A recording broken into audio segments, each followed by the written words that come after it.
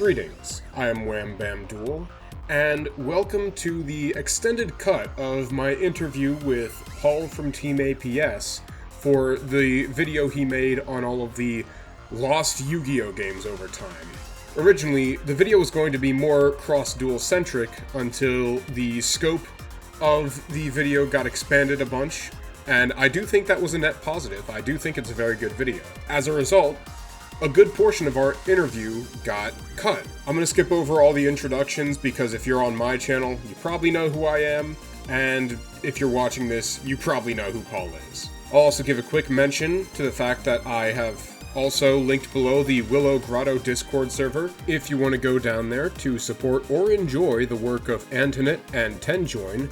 They're the real masterminds behind the project. Their work is amazing with how they've been able to revitalize the game. So with Paul's permission, I present you the extended cut of our interview. And in the cross-duel community, our little small community we have here, I like to make custom cards, and while I'm not too savvy on the coding part of everything, I actually did get one of my custom cards added to the game by those who are. I got Beast King Barbaros added to the game, which is one of my favorite kind of older cards, so it was really cool to see that get added. I still play a little bit of cross-duel from time to time. PvP hasn't been added back in yet, so currently you can only play against the AI, but they have these cool randomized daily challenges you can do that give you a different game each day, that give you a bunch of gems so you can crack a bunch of packs.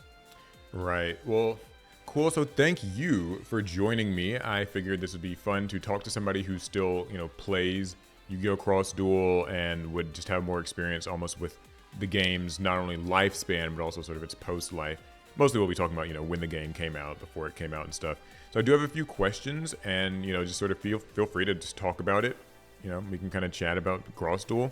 The first big one being, before the game's release, just, sort of leading up to that, what would you say excited you the most about Cross Duel? Like, I know that, they kind of had early trailers, and a lot of people saw it and didn't really know exactly what to think. There was still some, mystery in the air, but what got you most excited about it, like, when you saw it? So, I'm just generally a very huge Yu-Gi-Oh fan, and I'm always going to be excited to play a new type of Yu-Gi-Oh. When it was first teased in the Digital Next, nobody knew what a 4-player Yu-Gi-Oh game was going to look like, but I was pretty excited by the concept. I've always been a fan of games that aren't exactly Yu-Gi-Oh, but have that skin of Yu-Gi-Oh, like Duelist of the Roses, Dungeon Dice Monsters, and Yu-Gi-Oh! Bam. Right. Those are always right up my alley. But I might be in the minority in that opinion, since I've seen a lot of people who aren't actually huge on those types of games and prefer Yu-Gi-Oh games to just be actual Yu-Gi-Oh. Yeah, it's interesting you mentioned that, because I do think that I've always said I think Yu-Gi-Oh kind of needs to have the healthy mix, kind of have like a little bit of both, have your regular just digital sim, but then also give us something that's like, hey, this is a Yu-Gi-Oh racing game, here's a Yu-Gi-Oh like strategy game, something just kind of different. Yeah, and I do remember when they announced like the Yu-Gi-Oh Digital Next thing, I think all we got at first was just like a logo, right? Like I don't even, like it was like a name and a logo, but that was it.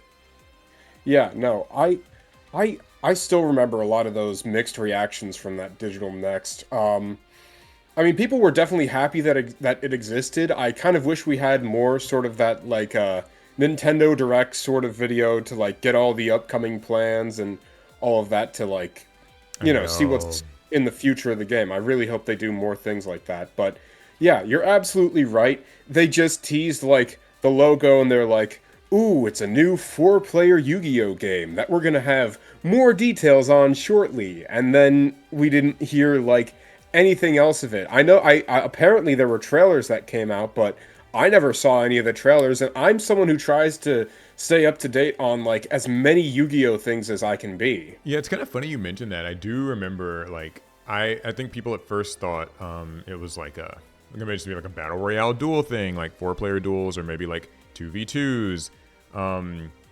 I think when I saw the logo, my first thought was just like either 4-player gameplay or maybe something akin to maybe like even like the Labyrinth from the anime or something. I don't know.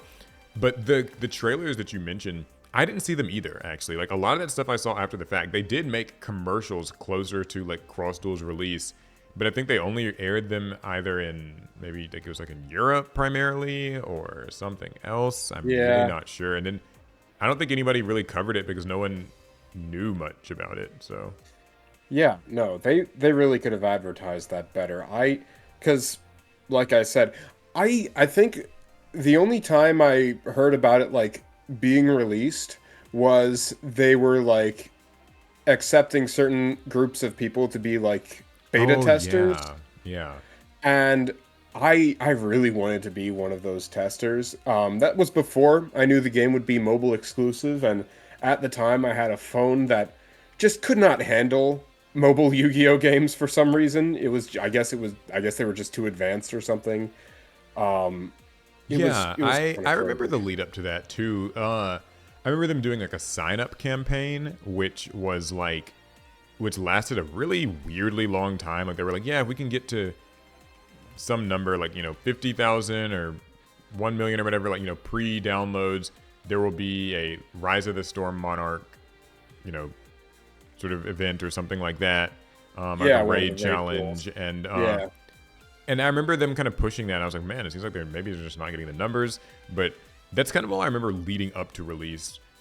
Um, Anything else kind of just as the game was about to come out that you just remember thinking of? I can't remember off the top of my head if there's anything else. This might be skipping ahead a little bit, but when the game first came out and was like first fully public, I was able to be there when that happened, but again at the time my phone couldn't play it, so I had to. I think I tried to set up BlueStacks to play it, but I had to. It was like this weird, really weird thing you had to do in order to be able to like download this new Yu-Gi-Oh game onto a platform they didn't really want you using because apparently it had to be mobile exclusive, so you couldn't use BlueStacks or LD Player. So it was something like I had to make a Canadian email address using a VPN and then like use that to create a Google account and that could somehow bypass Oh my things. goodness, yeah. I This is just a quick aside too, is I'm always so surprised that this was only on mobile because like they, we'll probably get into it a little bit later too about like how I think this game ended up having to get cannibalized by the existence of Master Duel and Duel Links already. But I feel like it was not a death sentence, but it was kind of doing this game a disservice to not just also have it be available on PC. Because Duel Yeah, Links at the time was primarily mobile, but it had a PC client that worked perfectly fine. So I think that also limited some of the reach. So, definitely. Yeah. but anyways, how would you describe the core gameplay loop of Cross Duel to somebody who's like just never really played it? Like, what does it do differently from just the other Yu-Gi-Oh games that a person would think about? So as I said, Cross Duel is hardly Yu-Gi-Oh at all.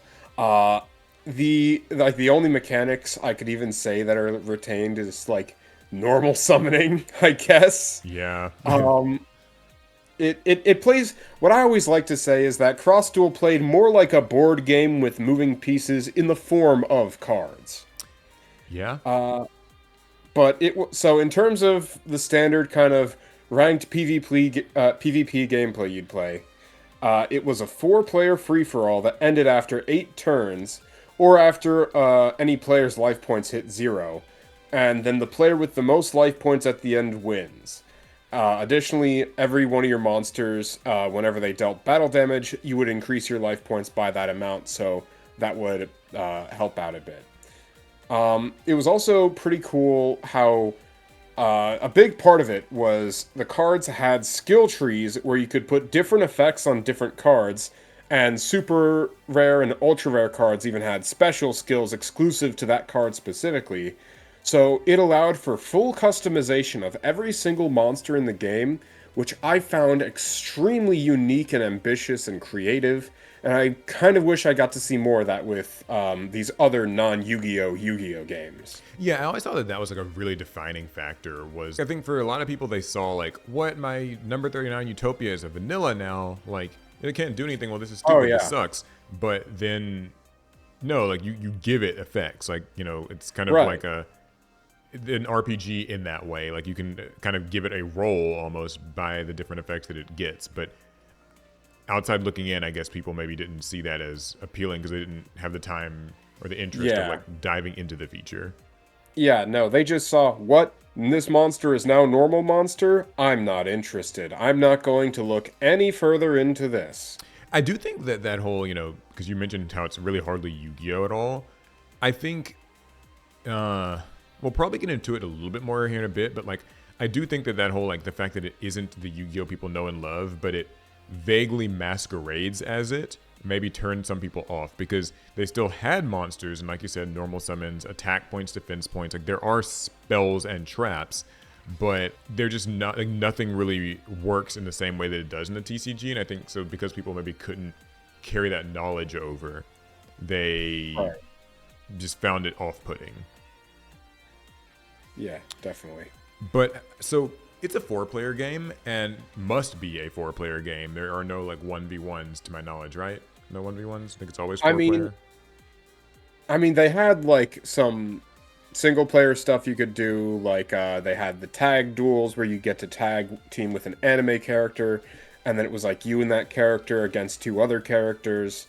And then like some of the events were single player events where it'd be a bunch of PvE. But in terms of the core gameplay loop of the ranked gameplay, which I guess was the main appeal, yeah, that was definitely That's kind of the main thing. How well do you think the 4-player thing sort of worked in practice? Because to me, I think it's exciting. Like I generally like, at least on paper, the idea of my games like adding more people to the table, right? Like it's a 4-player thing compared to just a right. 1v1. Do you think that it felt like it was sort of competitively well balanced? Was it maybe like a little too chaotic? Like any sort of thoughts on that? I'll definitely say first and foremost, it was enjoyable. I think the main thing that hurt it for a lot of people was there were a lot of poorly designed cards with very little future proofing, and it caused the entire metagame to devolve into sitting behind these giant walls known as guardian monsters that couldn't move on the game board, but what they would do is they'd deal effect damage to players every turn. So you'd have these cards like Blue Eyes Ultimate Dragon, Barrel Dragon, Supreme Magnum Overlord from Sevens. These were all these giant guardian monsters that you would just sit behind and burn people with. The Earthbound Immortal Kikapakapu was another one of them. And I think before they came along, and even a little bit after, albeit to a lesser extent, I definitely had the feeling that this game was something special. Yeah, when you say something special, you feel like I guess when it was all working, it like felt good. Like the flow was good. Like it felt balanced. Because I know like there were small micro complaints that maybe a person might have. Like the duels were only 8 turns, so it's like what? I only have like 8 turns to win. It should just go until until everybody's at 0. Like you think that that was all pretty well done. Like it mostly Yeah. worked. Yeah, I didn't have an issue with the 8 turn limit. I thought it put like a nice kind of it sort of increased the intensity a little bit, like, oh god, I gotta win in 8 turns. Let's get moving. It was also like obviously the game could end earlier than that when somebody's life points hit 0, but it was just this like, oh man, gotta get my life points up. And it actually led to some interesting strategies that you don't really see in any other kind of Yu-Gi-Oh media. Like tons of life gain cards were actually pretty decent. Life points were more than just a resource. They became a win Yeah. condition, which is it's not really something you get in a lot of Yu-Gi-Oh decks. The only deck I can think of that has like high life points as a win condition is like a Romage or something like that. Yeah, that's so true. I also think that the 8 turn thing, I remember at first being like, oh, that's kind of weird, but it kind of makes sense in a mobile game. Like, you're queuing up for these online matches, but you kind of don't want them to last forever.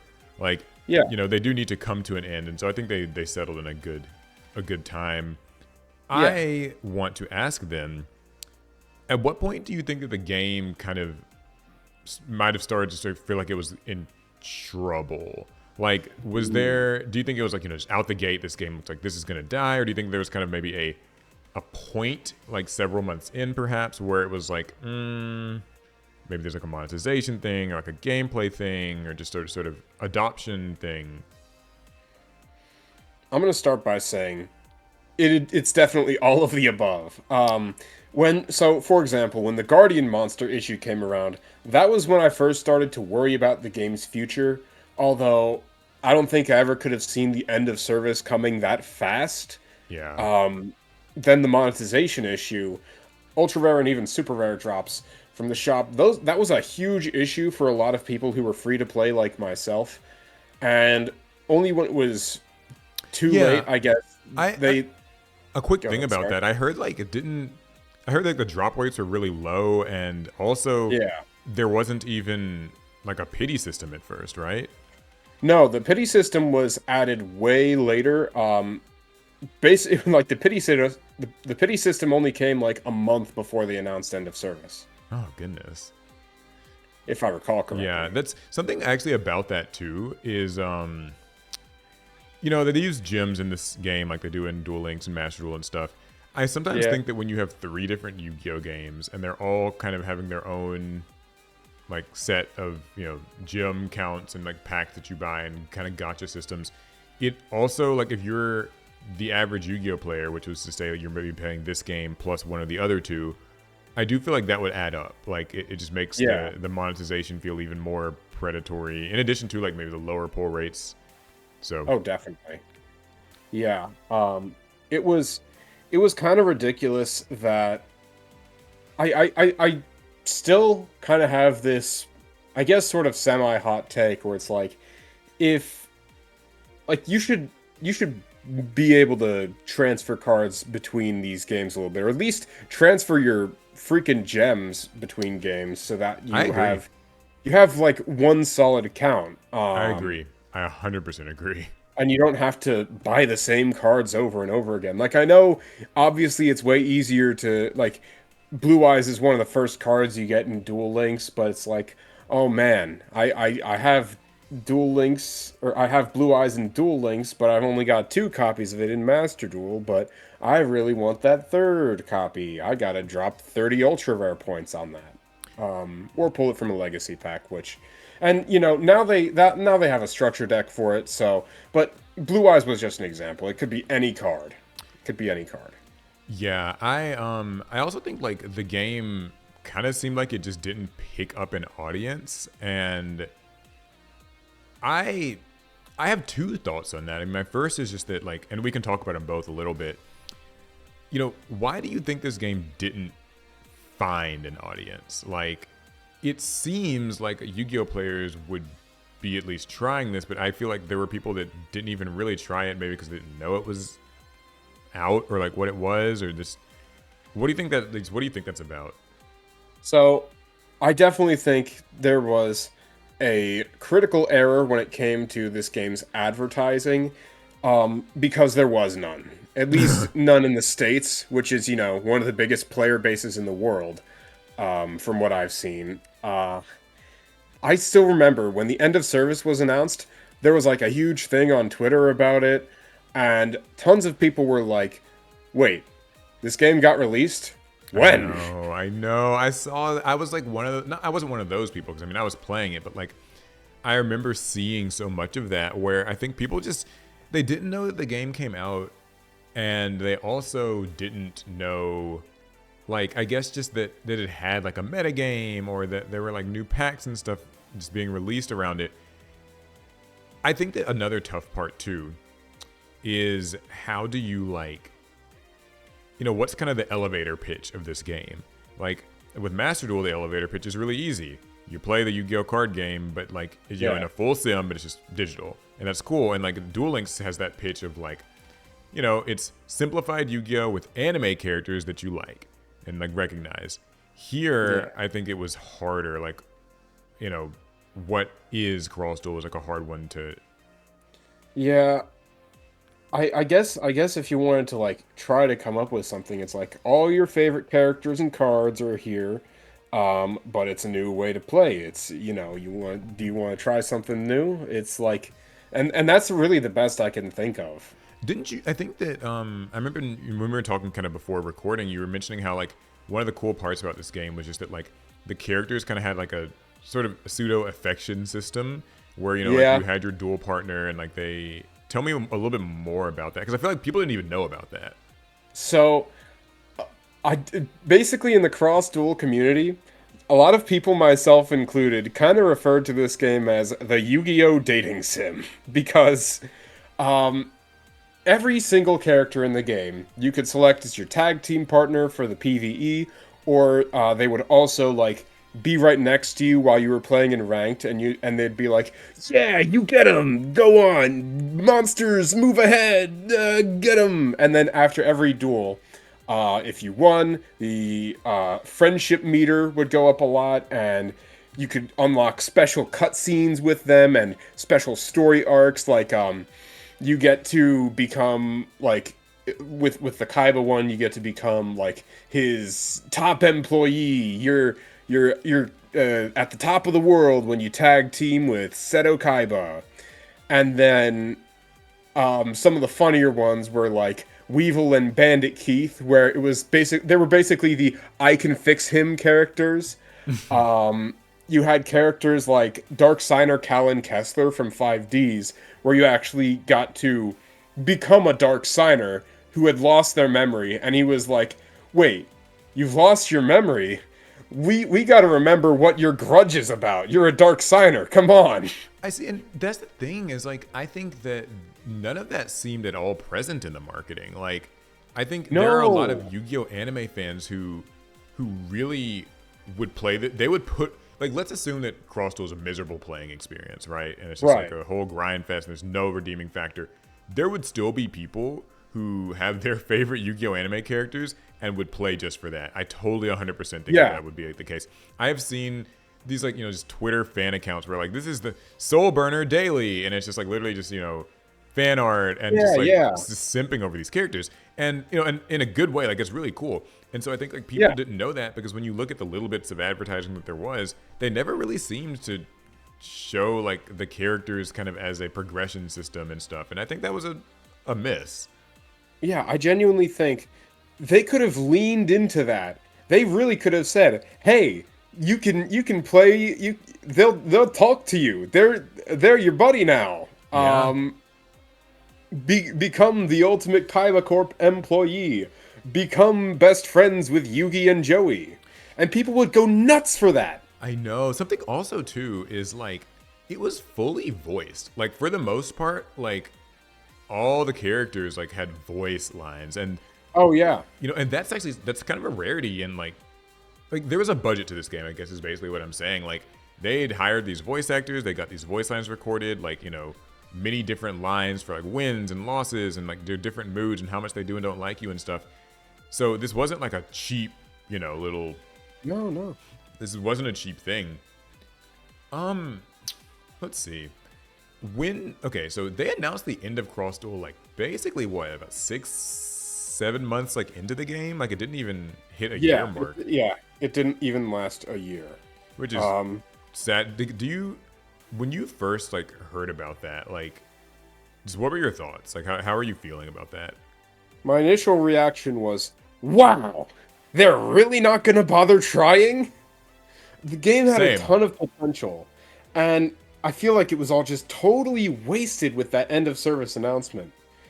As I said, they could have easily fixed pretty much every issue people had with the game, but I guess their predatory monetization model wasn't making them enough money, so they just decided to can it instead.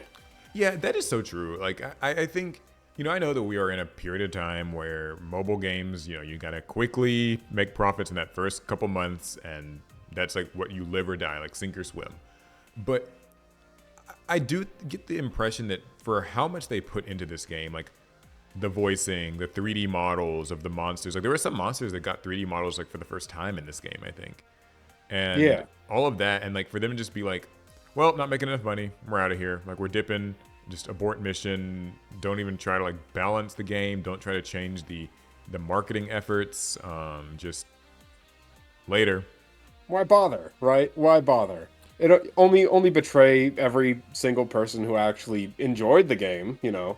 Yeah, and do you think that they're like I mean, I guess we both agree there was potential if they'd handled it differently. Like, how do you think they could have handled it differently? Like, on any spectrum, whether that's marketing or a specific in-game like metagame thing or a monetization thing, like just let's go through it all. Like, what could have been handled different? Let's just start with like the metagame itself, because I know that you mentioned like the guardian monsters, and that was sort of an issue. Like, should those have just been like removed, or should they maybe have nerfed it somehow? Like, I I mean they had done things where they had previously rebalanced cards in the game. I still remember there was like there was a thing they did to rebalance Red Dragon Archfiend, I think it was, at some point. They easily could have done that with the Guardian monsters, just reduce the burn damage, or take away the burn damage but give them some kind of other useful effect. Um, they, I definitely think that's a way they could have helped improve the metagame and make it a more enjoyable experience for the people who were really bothered by that. yeah, I also think monetization wise, they added the pity system. You said before they announced end of service, or was it after, I think it was about. It might, or just I right think around the they same announced. time, maybe?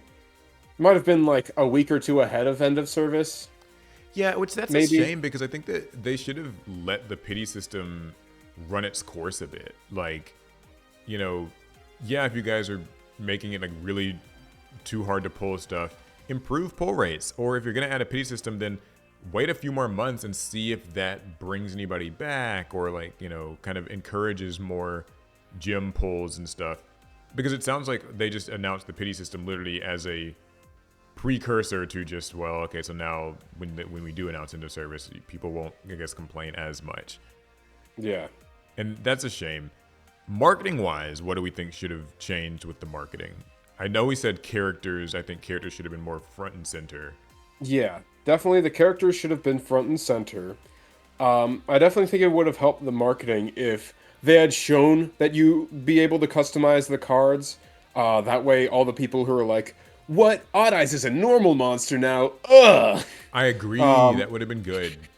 Like, show almost like I can almost see like this montage or sort of a thing where it's like, you see a Blue Eyes or a Utopia or whatever, where like you're seeing it just get like different effects that can like kind of swapping between different effects you can right. give it, and like that way it quickly communicates to people.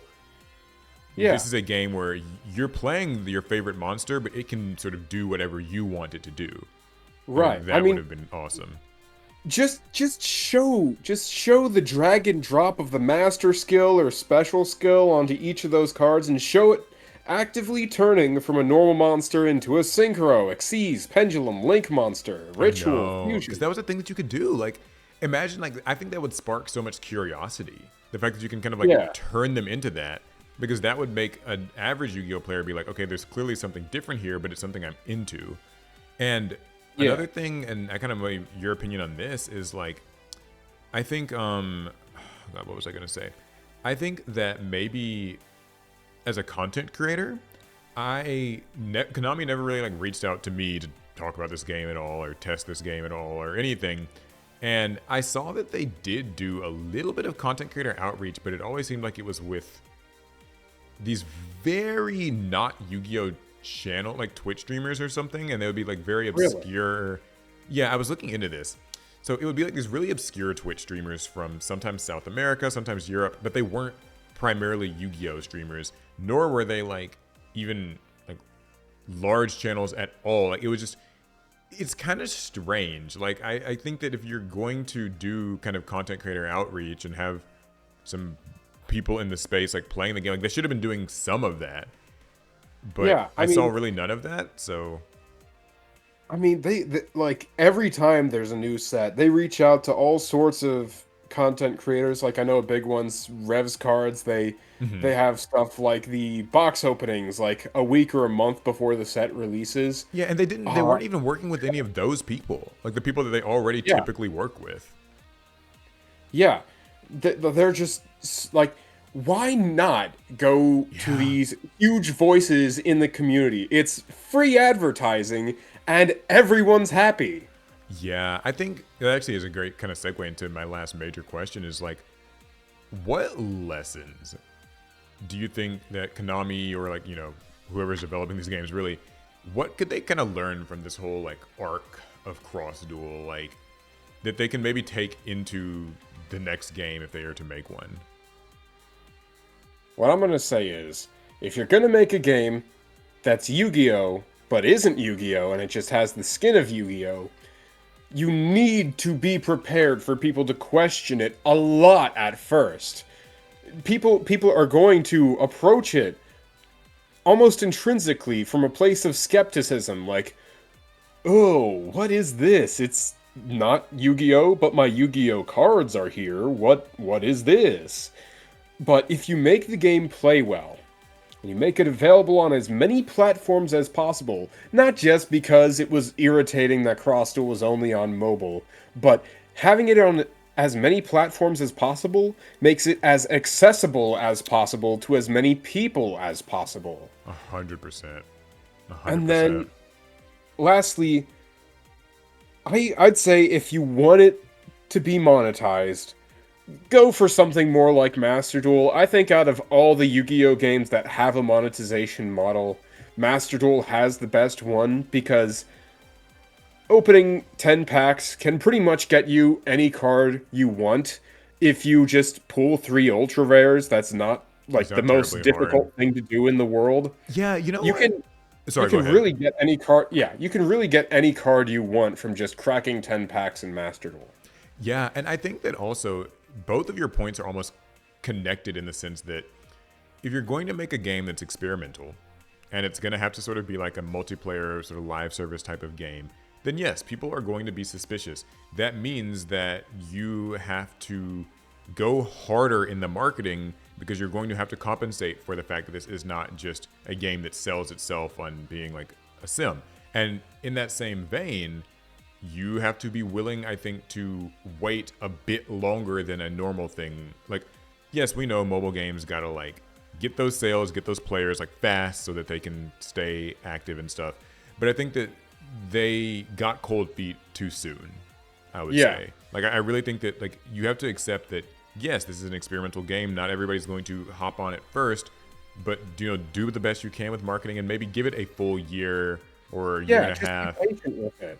And then, Yeah. and the final thing with that monetization model, just to add to what you said, is that people are skeptical about this game. Don't also make it have the most predatory monetization model possible. Like, Right. this should have been the one time to really ease up on pull rates. Like, make the pull rates generous and feel really like good. So that way, when average Joe, who's kind of unsure if he's gonna like this game, but he's like, whatever, I'll give it a shot. Like I saw an ad or whatever, so I'll try it out. Let that person have a good experience with like pulling stuff.